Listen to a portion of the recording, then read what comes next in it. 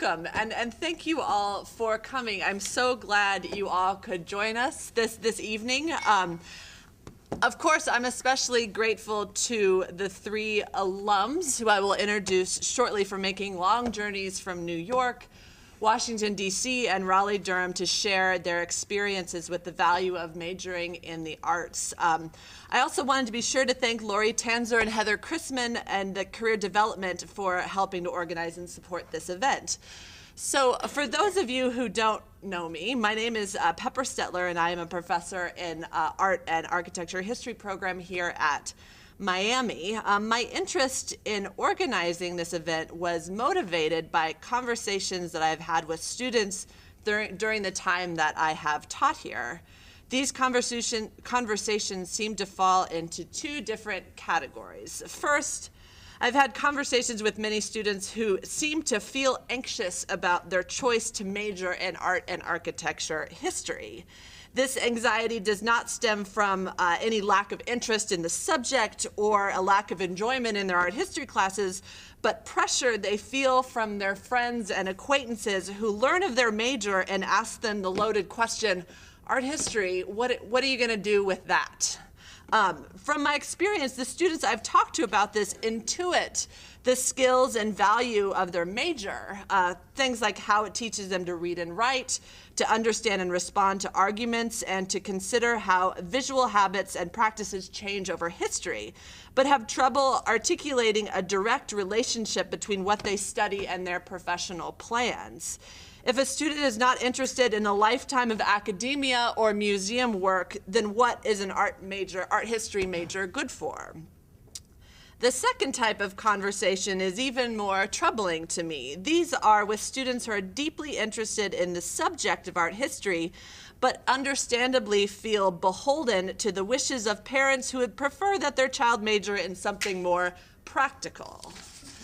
That is, a major that appears to train students for the skills necessary for a particular career. A major in which the job title is already part of the major seems greatly, although I would argue superficially, comforting and secure. With these students and conversations in mind, this event seeks to inform its audience of the variety of career paths and opportunities that a student majoring in the arts is prepared for. Most of the case for this argument will be made by the alumni panelists, but for my part, I would like to offer the following factoids to ponder during our conversation this evening in hopes that a student might be able to refer to them next time they feel compelled to defend their study of the arts and feel more confident that their professional future is bright. Okay, so in a 2013 survey conducted on behalf of the American Association of Colleges and Universities, nearly all businesses surveyed, that's 93% of businesses, agreed that, quote, a candidate's demonstrated capacity to think critically, communicate clearly, and solve complex problems is more important than their undergraduate major, end quote. A 2012 article in the newspaper USA Today reported that liberal arts students are, quote, 3 times less likely to be unemployed than those who hadn't, half as likely to be living with their parents, that's for the parents in the audience, far less likely to have amassed credit card debt, again, for the parents in the audience. A bit closer to home, in a 2012 survey of Miami graduates from the years 2002 and 2007 who majored in the humanities, including art history, that was conducted by Miami's Office of Institutional Research, 87% of alumni who majored in the humanities were currently employed in a diverse range of careers, including business operations, computers and mathematics, social services, and finance. Another factoid, many top business schools prefer to admit students who did not major in business as undergraduates. For example, the University of Virginia's Darden School aims for 75% non-business majors in its entering class. At Harvard Business School, 41% of entering students majored in the humanities, by far the biggest proportion of majors in the class. These statistics show that the sky's the limit for art history majors and other students who choose to study the arts and humanities. In fact, one alum named Jessica Waldman, do you guys, Jessica Waldman, who I invited here, regretfully declined the invitation because she was studying for her MCATs for medical school, which just merely proved my point. And I'm pretty confident that she'll do well because the Association of American Medical Colleges reports that medical schools accepted 51% of humanities majors who applied in 2010. That's higher than any other major of people that applied to medical school. So I also realized here that as a professor, I cannot draw on firsthand experiences to make the case for how an art history major can translate into a diverse range of careers and life paths, since I am a horrible example of that. So I called for backup, and Leslie Bender-Jones, Neil Stimler, and Sophie Williams came to my rescue. I'm going to ask them to share their story with you. But we want this event to be a conversation with members of the audience asking questions about how they got to where they are and really about anything else that you're interested in. One last thing, for reasons that will soon become clear, Neil Stimler has asked me to announce that the audience should utilize their mobile devices, smartphones, and tablets during the panel, not turn them off. Okay, so let's get started. I'm just going to kind of start by asking you to introduce yourself and tell us about your career path and your story since you graduated from Miami. Certainly. So my name is Neil Stimler. I'm the Associate Digital Asset Specialist at the Metropolitan Museum of Art in New York City. I began working at the Met as an intern after graduating from Miami University in 2006. I was an intern first in 2005, working on German Expressionist prints, and then subsequently on prints made during the WPA, the Works Progress Administration. And I've continued working at the Metropolitan Museum of Art, first in what was called the Image Library, and now in the Department of Digital Media. Great. So you started there right after graduation. Yes, I left Miami and immediately began my work at the Metropolitan Museum of Art. Great. And it seems like you have gone from working in a more kind of curatorial capacity to something very, very different.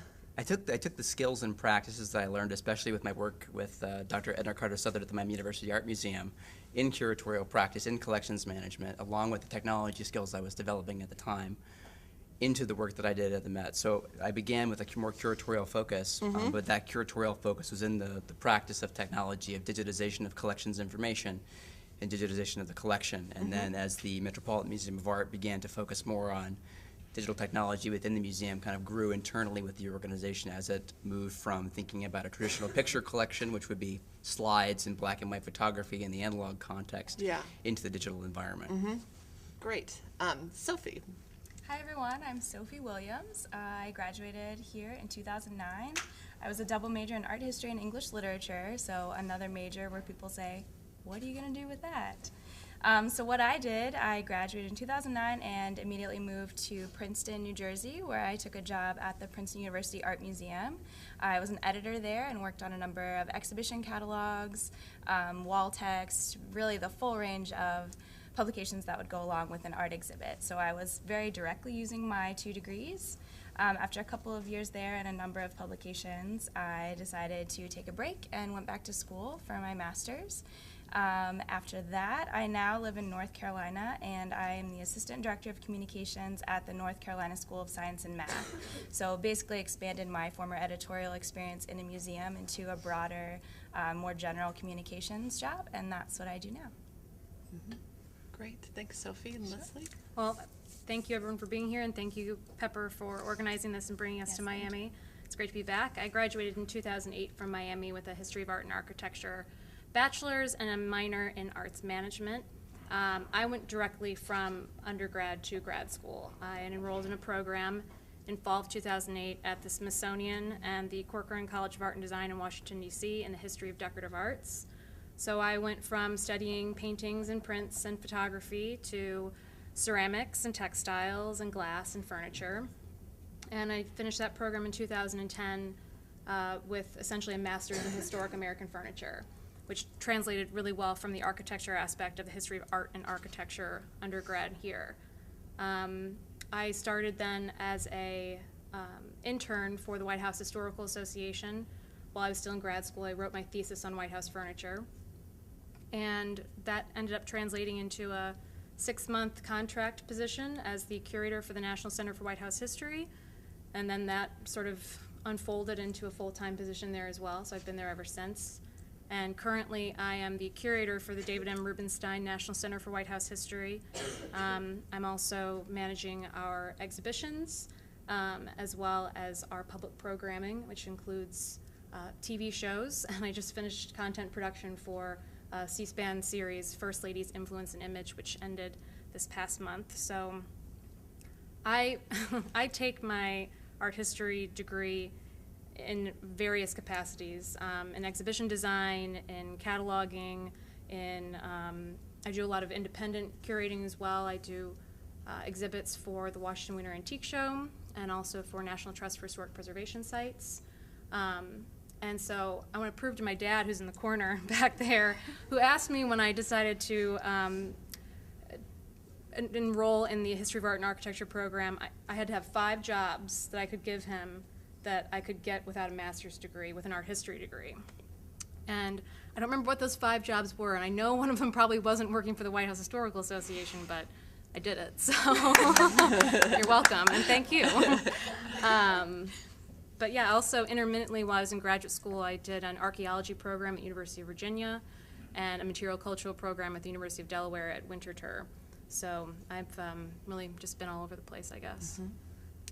So listening to you guys now, I can imagine as a student, it's incredibly intimidating. Like, these people have their stuff together.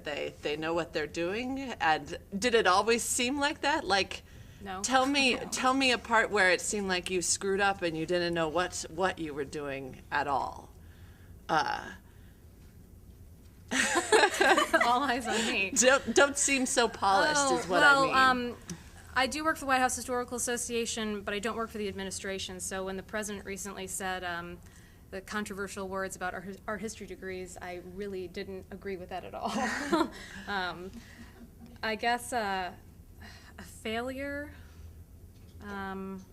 Or just a time where you felt lost and you didn't know what you were doing. There was a point in time when I had a colleague that resigned, and so I had to absorb his job duties, and that ended up being a lot more administrative, and I sort of lost touch with the art history in terms of what I was now, taking on as a responsibility. And quite honestly, I realized that not only is it something that I'm very passionate about and good at, but it's something that I wanted to keep doing. Mm-hmm. And so I had to sort of work with people in my department to reconfigure what I was focused on doing at work. Mm-hmm. Mm-hmm. So there was a brief period of time, but Mm-hmm. Whereas Sophie, it seems like you were perfectly fine to kind of leave aside the content of art history and look for different things. Sure, and it does seem like that. I don't know that I'd necessarily feel that way. I never had a moment where I was like, art history is not for me. This is not what I want to do. Mm-hmm. But in my position at Princeton, I was doing some more general things. I was incorporating actually both of my undergraduate majors, art history and English literature, and I found that melding of skills and of content areas, not just painting and sculpture and all the things we learn about in art history, but in communications and the whole publishing process, I really, really loved that. And that's where I sort of found my niche. Mm-hmm. So it wasn't a moment where I thought, oh, art history is not for me. It was that I was able to channel that love and that connection to art history and all the plethora of things you learn about in that discipline into something that just really fit for me and my skill set and my background and my interests. So publishing and communications was where I found the most opportunity to utilize those skills in a way that felt like a natural fit for me. Mm-hmm. So that's something that I would always encourage anyone to think about is, you don't have to take a certain prescribed route with art history. You don't have to go to a museum. If you want to do that, that's great. And I, for example, did that, but I did something a little less specific. I didn't do curatorial work. That was never necessarily my interest, although I have a ton of respect for those of you who do. That just wasn't for me, but I was able to find something that really, really specifically fit what my exact interests were. So I would encourage everyone to look for opportunities to do that and don't necessarily feel like you have to do curatorial work, as great as it is. Mm-hmm.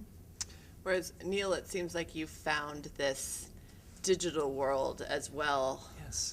After you got to the Met, and Yes. then So the interesting shift for me was that at the time I was at the Met, there was the explosion of new technologies, of social media, of Twitter, of Facebook, yeah, of mobile technology, and my interest was in taking my understanding of prints and graphic art as a means of mass communication, especially looking at works of art like the WPA, which were government projects for the American people by American artists, and making a direct connection to that in terms of my scholarly practice and thinking about the digital in the realm of digital technology, dissemination of the Met's collection. So part of what I do now is help work with various curatorial departments in thinking about the strategy they use to digitize their collections. Right now we're working on a great campaign to digitize the Arms and Armor collection, which is a much beloved collection of the museum that has not been highly digitized, and now we're very aggressively digitizing it. So more of the collection of the museum is going online, more of it is becoming accessible to the public with new research and new scholarship. So I took that same interest I had and passion with the curatorial work and transferred it to this evolving and exploding digital environment. So, what do you guys feel was the most important thing that you learned as an art history major? I have a feeling that's not going to be like when the Sistine Chapel was painted or something like that. What was the most important thing that you learned? I would say interdisciplinary thinking and being able to think outside of constraints. I think sometimes art history can fall into the pitfalls of very narrow thinking about, as you said, the Sistine Chapel, a very constrained sense of discipline. But for me, the opportunity was looking at art and culture in a very broad spectrum and seeing my abilities to apply my ideas of inquiry to multiple facets of practice. And also, I think the greatest aspect of what I took from Miami was not necessarily the coursework in and of itself, but the people and the professors that became my friends and my mentors and people that inspired my life in a transformative way. That is something far beyond any text or any image can give me. And that's taken me far, far beyond anything that I could have accomplished just reading a book in and of itself. That's the gift that keeps on giving. Yeah. I would definitely pick up on what Neil just said about connections, both between disciplines, obviously, since that's been a big part of my personal experience, but also you mentioned the word inquiry, and I think that's a really, really great thing to highlight. And for me, whenever I hit that question, either when I was in school or after, you know, why do you study art history? What is the best thing about it? And I would say it's definitely the ability to, you're learning to ask the right questions, or to ask questions in general, because some disciplines don't necessarily encourage that as much as others. And art history is definitely a place where you're learning to ask questions, you're encouraged to ask questions, and to ask hard questions, not just surface questions of when was the Sistine Chapel painted, or what media is this. You want to know very deep questions about the culture surrounding it, the person behind it, the public they were working with, all these different little things. But in general, when you're looking at a piece of art, where you're writing a paper about a piece of art, or just thinking about these things in a broader cross-cultural or cross-discipline context, is you're thinking hard, and you're learning to ask those questions. And in my experience, that's been a huge part. I learned that in art history, I learned that in my literature classes as well, but when you're really trying to come up with those deep connections between the art that you're looking at, the art you're making in classes, it's huge to learn to ask those questions and to just think about things in a much deeper way. To echo all of that, also the skill of observation. I think that's one of the greatest skills I picked up from analyzing a Hieronymus Bosch painting, looking at the symbolism that lies behind it. I remember actually also in terms of questions being asked, Dr. Jegede, one of the first questions you asked in your African art class was, is this art? What makes this art? So questions are asking questions, deconstructing an object, and figuring out what, in my experience with furniture at least, looking at the construction, looking at the materials, it tells you about trade routes, it tells you about commerce, it tells you about colonial clothing, for example. If you're looking at a highboy that's from the colonial period, made in Philadelphia, you can deconstruct an object through your skills of observation and asking questions by really focusing in on all the different areas that make up a piece, and therefore then you find out so much more about what's happening in the world at that time. I mean, history is, it's my passion. I kind of have to be professionally as well. But I think that, yeah, the combination of asking the right questions and just really honing in on your observation skills, that you can apply that to anything also. So, Great. So I think we should open it up to questions from you guys. You can ask anything professional. You can ask about their specific job. You can ask about art history. Please let us know what you want to know. When you ask a question, I will be awkwardly repeating it, so it is recorded into the mic, just to let you know. But please what are your questions for the panelists? You have questions. I know you do. yes. Yeah. Rebecca. I have a question about when you're making your resume or like if doing an interview or something like that. How do you present yourself as, like, what kind of words do you use to make it known that you have all these skills, like the skills that you just talked about? Because obviously when they see art history, it's like, okay, I know that you know about art, but this is a marketing position or something like that. So the question is, how do you fashion yourself or write a cover letter, present yourself to a potential employee in a way that foregrounds the larger skills of majoring in the art history rather than the kind of content facts of the discipline of art history? I think it depends on what you're applying for. If you're applying to a museum, which is a larger institution, take, for example, the Met or the Philadelphia Museum Where's of Art, that? the Smithsonian. Someone who reads your resume first, they probably understand that what an art history degree contains, but they're going to look more at your cover letter because they're going to pass through that and look for certain language there, and that all just really depends on what the job description is. They go through hundreds, and especially now, thousands of resumes.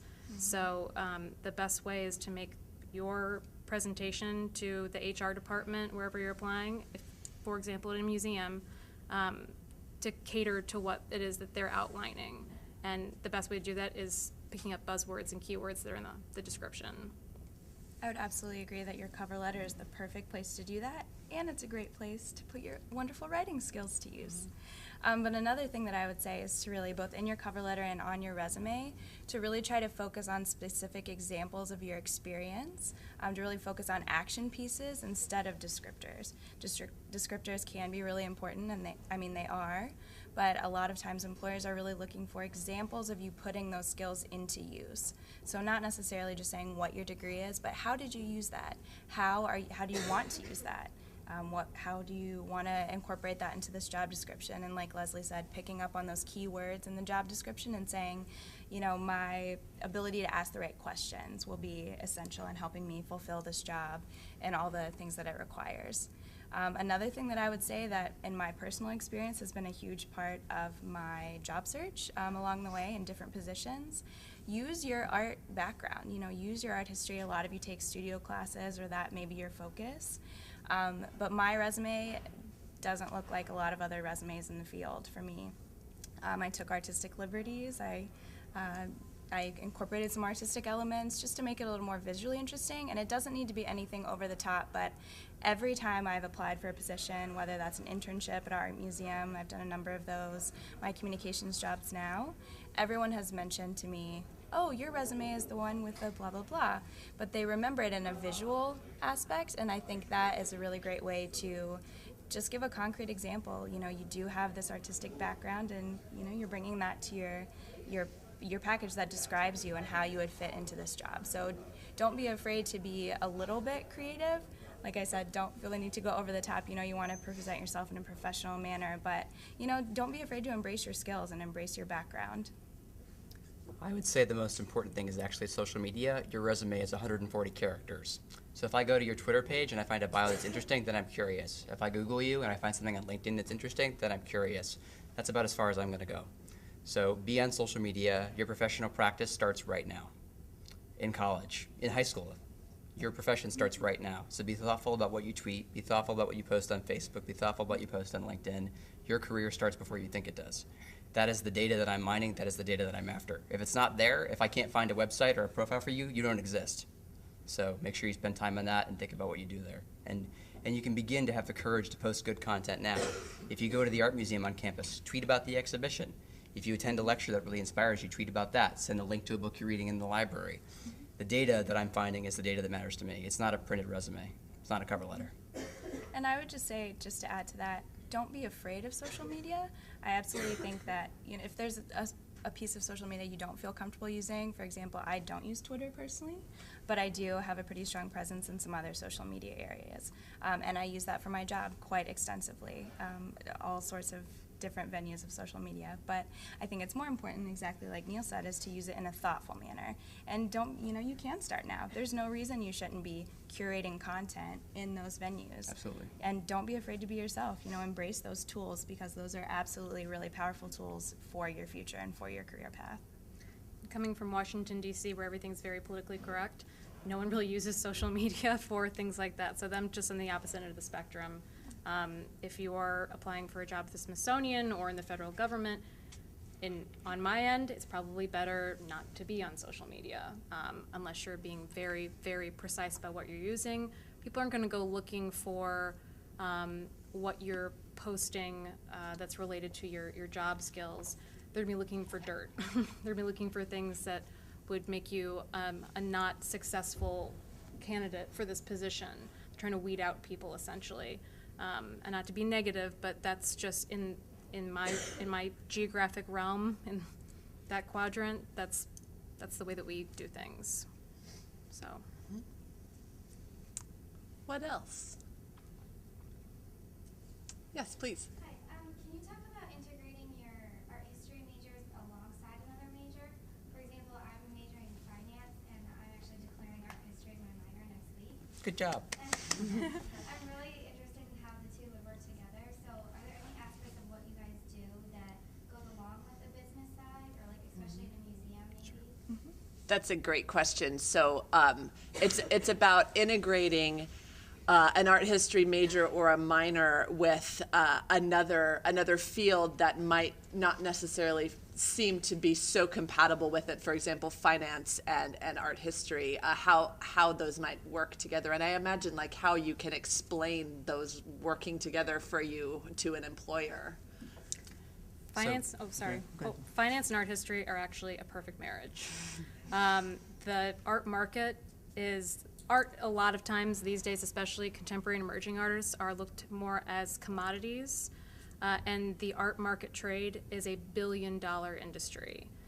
Art advisors, Citibank, Chase National, JP Morgan, Goldman Sachs, all have fine art divisions where they help people invest in artwork, and they trade it like it's a commodity. If you ever read the New York Times, or actually Bloomberg is a great example of online presence of how they read the art market in comparison to the general economic state. And it's a very small group of people that buy these multiple million-dollar pieces of artwork. For example, $142 million painting sold in November. It's the highest price achieved for a piece of artwork ever. And that's one person buying it for their personal collection. So art and finance is a market right now that is a really hot market, and you actually would probably be really good with finding a position in that. And on the other side of that, every museum has a finance position, at least one, if not a large number. The whole department devoted Exactly. to development. Exactly, and there's a need for that in whatever you do. And if you take I took the more nonprofit kind of branching off route of that, but you always need someone in that position. And I minored in arts management when I was here, so I took a smaller number of business classes, obviously, than you'll be taking, but those skills were very, very beneficial, especially for me getting my first internships and my first job. Having that background was extremely beneficial to me, knowing that I had experience with finance. I took entrepreneurship, intro to business, all of those classes, accounting. That gave me just a little more well-rounded background to show that I had a more complete understanding of how a museum works, if that's what you're looking at. I think having those skills it's a great benefit to you. I was also an arts management minor, and I think it prepared me as well to be part of a larger organization, to learn about the various aspects of administration and finance and services. It's a great way to approach your interest, to have a complementary approach to things. And as Leslie pointed out, finance in the art world plays a huge role. So you'll be well served by both of those things. Yeah. It really helps you understand how the whole process works, which is a strong point for that. Sometimes they'll make you fearful. I wouldn't say art history majors or professors, but the art history profession can make you feel fearful of what value relies in an artwork. Not necessarily value in terms of its intrinsic, but its actual physical value with dollar signs attached to it. I just finished a program at NYU in the appraisal of fine and decorative arts, and it's one of the more practical sides of art history, because you have to put all of your observation skills and your research skills to work in order to determine if this artwork is authentic, or if it's legitimate in terms of what information you have already. But then also in terms of the sale and trade of art, which if you're in a museum, you're going to either acquire a piece of artwork by gift or by purchase, and you have to understand where the value lies in that piece of artwork. So, yeah, finance and art, you're good.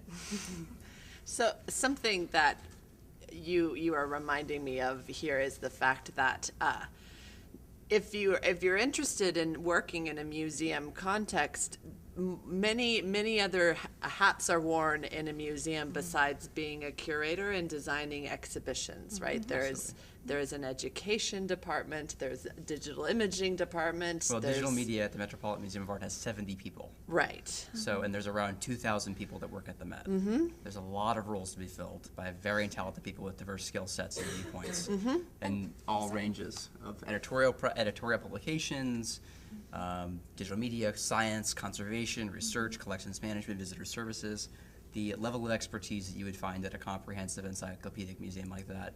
It's like a business. It's incredible. It is a business. And it's reliant upon a group of people working together with diverse talents and skill sets for a common purpose and mission.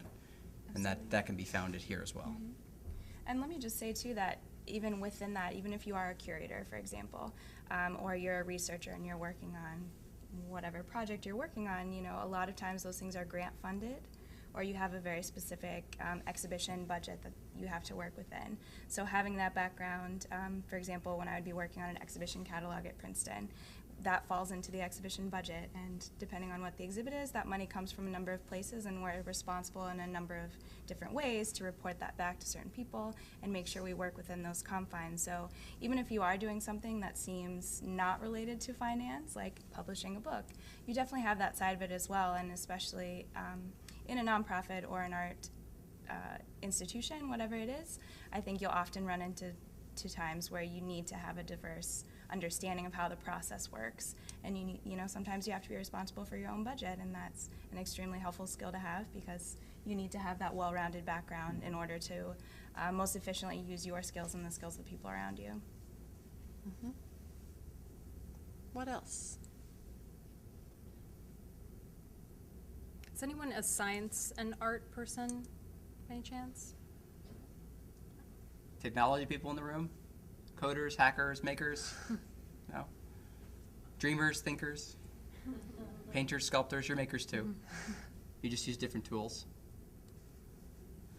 When you began majoring in art history, did you have any idea what you wanted to pursue career-wise?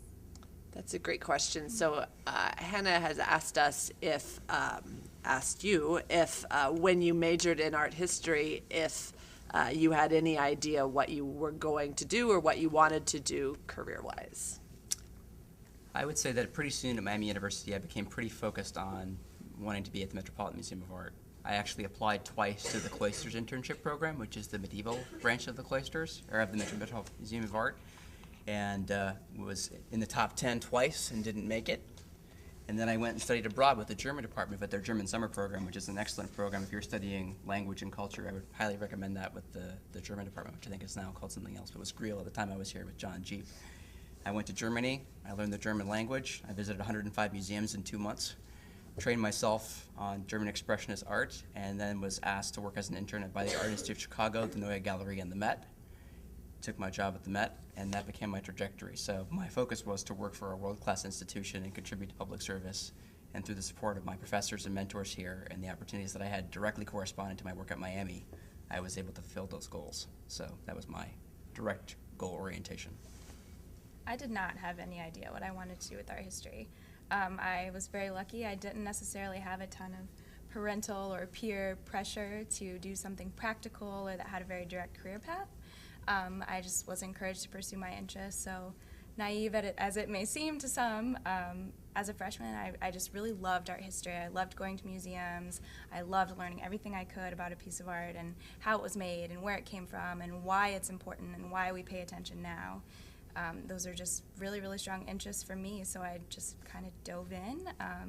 And I think a lot of times, even like Neil was just describing, even though he did have a probably clearer idea than I did of what I wanted to do, you sort of find your passion within art history and within the field. You sort of, certain opportunities will come your way, and if they feel right for you, pursue them. And I didn't necessarily have a very clear understanding of what I wanted to do. I was just following it for my interests, and luckily for me, I was able to find ways to bring my passions together with the literature and the art history side. So I didn't have a clear idea, but things sort of fell into place for me, and I think that happens a lot of times. And I think if you, just from hearing our different experiences, you kind of find ways to pull those things together, and opportunities present themselves, and if they're right for you, then seize them and take them as that being your opportunity to go that route. I think I knew I wanted to be in museum work, even though I'm not in a traditional museum at this moment, but and my idea of what I want to do in a long-term trajectory is still evolving, because I always want to be a student. That's why I went back to grad school again. Yeah, I mean, I think that I probably had an idea about it at the time, but I guess also my focus of what I wanted to study shifted so much as well, from being American Impressionism in undergrad to then being American furniture in grad school. So, yeah, I mean, I've just sort of kept it steady. I don't know. Mm-hmm. But don't be afraid of changing your mind too. That reminds me of something else I worry deters a lot of people from majoring in art history, is that it might seem that in order to do anything with an art history degree, it almost requires grad school. Like Leslie was saying, she had to convince her father that she could have a job without going to. And then I went to grad school twice. To grad school, and so I wonder if people would be interested in hearing about the necessity of a graduate degree. Did you go to graduate school and get your master's because you wanted to and you wanted to study more, or did you think like I'm not going to be able to do much unless I have a graduate degree? I wanted to study more. I did my capstone course at Miami on American furniture, on the Garvin carver, who's a Philadelphia carver, what you call the Chippendale or American Rococo period. And because there wasn't anything else here that offered me to study that, I knew that furniture was a passion of mine and that I wanted to go forward with it. I applied to several different schools, University of Delaware, Georgetown, the Smithsonian, and then the Sotheby's program. And the Smithsonian was the best fit for me. And I basically just knew that I needed to keep working and honing my skills and be exposed to more of it as well. That's the biggest thing, is just the overall exposure of constantly looking. And then going back to school again the second time, or grad school the second time, it was more to just sort of broaden my horizons. So I'm a constant student, I guess. I'll never stop learning. Yeah. I think that's something that's common for a lot of people who embrace art history, is that love for learning and that drive to keep learning more and more. In my personal experience, I never hit a point where I was up against a barrier before I went for my master's, but I think it depends on the field. I think I would assume that curatorial work is more likely to require a master's degree earlier, but like we've been discussing, there's so many jobs even within an art museum without even expanding to other institutions you could work for, and a lot of those positions, while a master's is great, practical experience is also very important. So in my career trajectory, I found that my experiences, even very early on from internships, has been very, very important for me in securing positions and embracing my professional advancement opportunities that came along. So I think don't necessarily rule out grad school or practical experience. One is not necessarily better than the other, but I think the order that you embrace those things depends on what exactly you want to do. But I would say definitely be open to considering, you know, going for a job or some sort of practical experience before grad school. Of course, it depends exactly what you want to do, but I personally have found that to be very beneficial to me to have had some career experience very soon after I graduated from undergrad here, and building up my skill set and kind of embracing becoming a more well-rounded person with those professional experiences under my belt. And then, you know, then hopefully you have the opportunity to go back, which is what I had the chance to do. But I think I think they work together. I'm going to be the voice of dissent to Yeah, disagree with yeah, that, respectfully. I have no graduate degrees. Having not done a graduate study allowed me the flexibility and the freedom to pursue the career that I wanted to adapt to the responsive changes of technology and its impact on our world, and to have the ability to work with mentors that I was inspired by. So what I've done as a professional practice is seek out mentors in the field that inspired me, tried to work with them, foster relationships and publication projects, and grow my own learning experience. So also, I think there's a real reality today that the economic impact of graduate school on oneself and one's future is a very important consideration. Yep. And is not necessarily the right choice for most of us these days. And the fact that culture is changing at such a rapid pace is another important thing to keep in mind. And I would really advocate for being a generalist and being interdisciplinary and being agile and flexible, because that's the way that business and that's the way that our culture is moving. Thanks. What else? Lori, please, yeah. Can you talk a little bit about your internship experiences and maybe give some advice to students on how to identify opportunities and create opportunities for themselves? So the question is about internship experiences that the panelists had before they graduated, or perhaps right after they graduated. And I don't remember the second part. Well, creating opportunities rather than just responding to opportunities that already seem to be there. Well, my internships in my case directly translated to my full-time employment. So they were among the most valuable things that I did. And it wasn't just the work that I did, which was relying upon building new skills and tool sets. It was also connecting with the mentors that I worked with in various places. And also critical back to Miami University was my working again at the Art Museum for 3 years, working with Dr. Southard. I had incredible depth and of experience with collections management, photography, exhibition installation, having a diverse and immersive experience as an internship and crafting that for yourself, and also the positioning yourself with that desire to learn and maximize that experience is essential. You have to arrive with an internship with a prepared mind to focus on a goal, because typically you have limited time and limited funds to execute that project, and those things can be real launching points for your future. Absolutely. I think in regard to the logistics of finding an internship, when I was an undergrad here, I took to the internet. I mean, you can Google for anything, but I knew certain museums that I had in mind that I thought, you know, I might like to work there, or these could be really good opportunities for me. And I just explored what I could online. I made phone calls. I talked to people. I said, you know, I'm an undergraduate student at Miami. These are my interests. I want to intern for you. How do I make that happen? So I think, you know, do your research and explore what opportunities are out there, but don't be afraid to pick up the phone and call someone.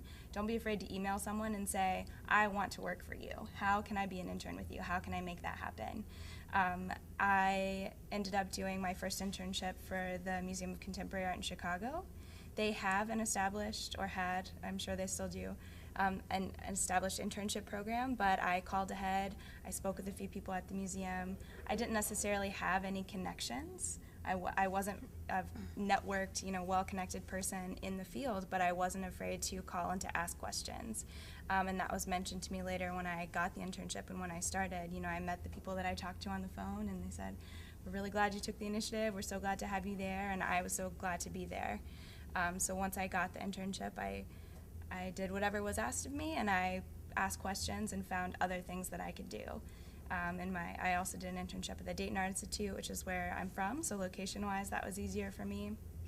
But again, they didn't necessarily have a very structured internship program. I sort of created my own. But I would say definitely don't be afraid to ask questions before.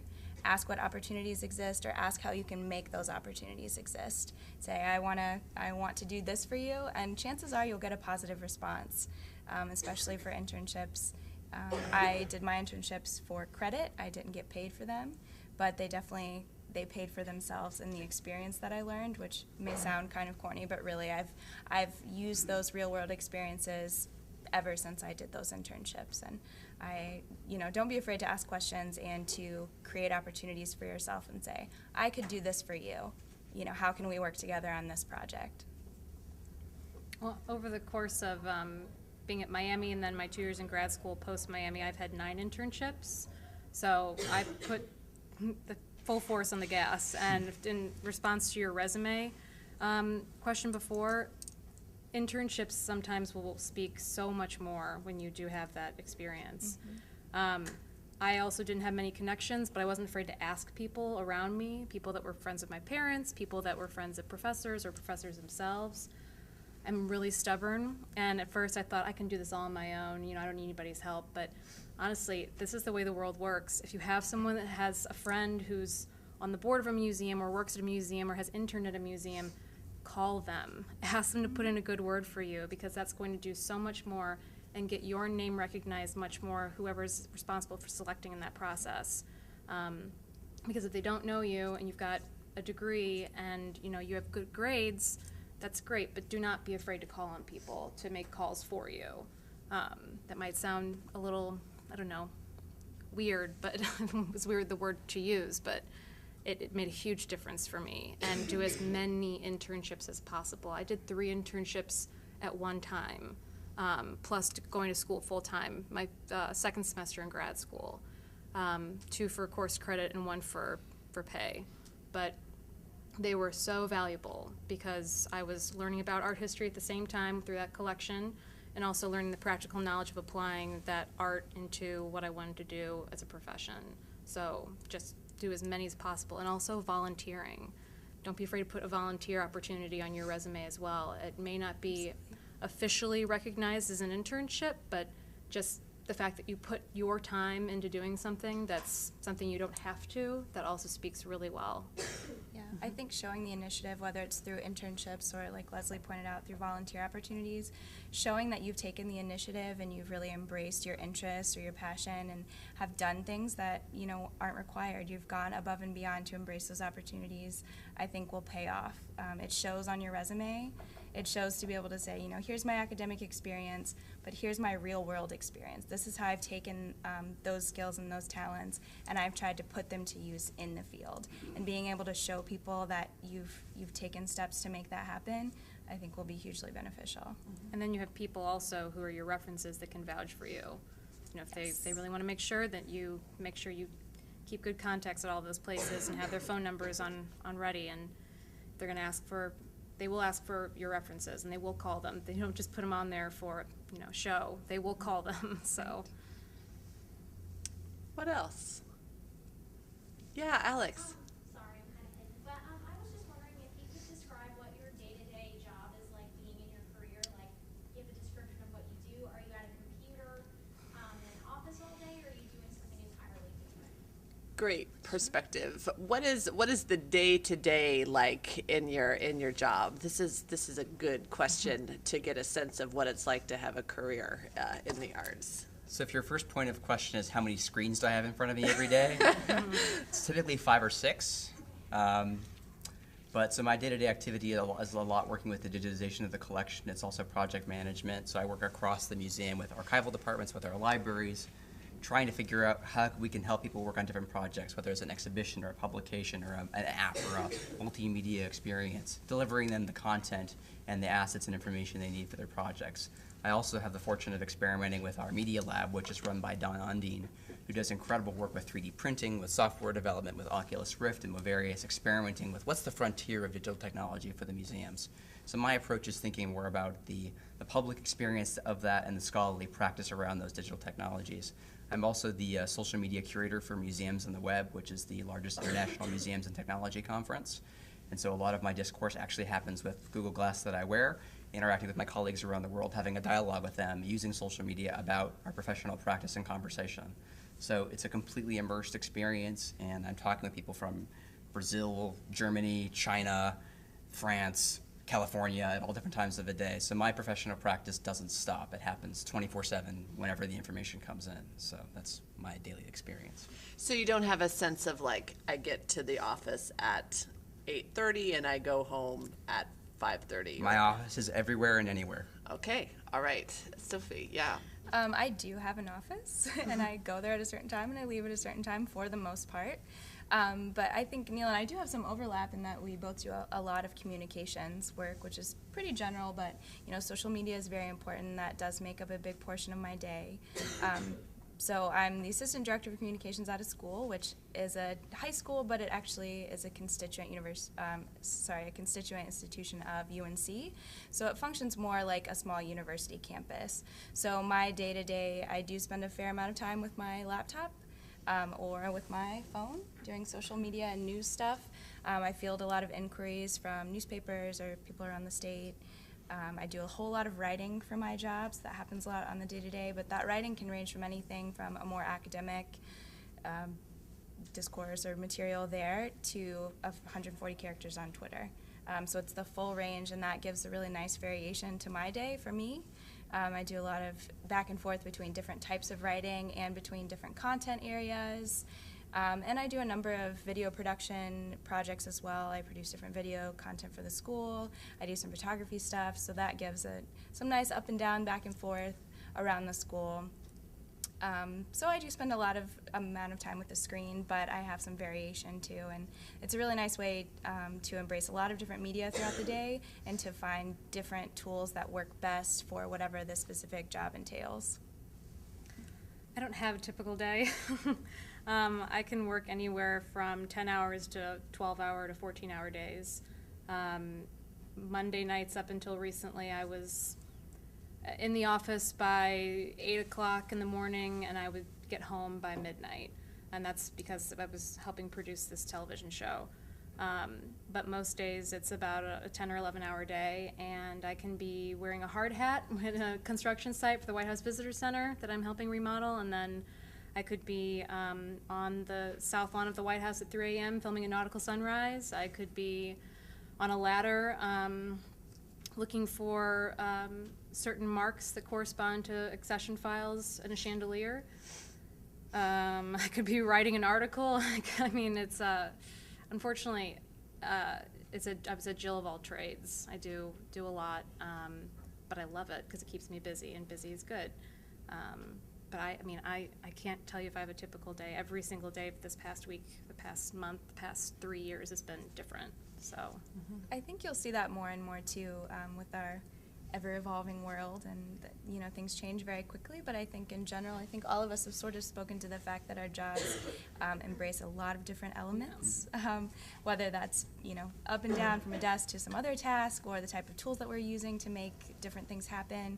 But I think more and more jobs are getting more diverse and require a diversity of experience, a diversity of background, a diversity of just being open to different things within a certain job. Let's have maybe one last question, and then we can socialize a bit more. Is there one last question from anyone that they'd like to ask? Is it all right if I mention something quickly? Of course. So today I had the pleasure of visiting the Center for Digital Scholarship at the King Library, and also the Armstrong Interactive Media Studies program, which is fantastic. And these are two resources that I would highly encourage students to take advantage of here while they're at Miami. The Center for Digital Scholarship is influenced by digital humanities thinking, by digitization and digital scholarly practice, and the Interactive Media Studies program is immersed in game theory and web design, digital design, and combining these skills with art history, I think, is essential for current students to build strong skill sets in the future. And I was really impressed with where Miami is now, having that awareness, having the resources dedicated to that. So I just wanted to make sure that I mentioned that for students today to take advantage of those resources.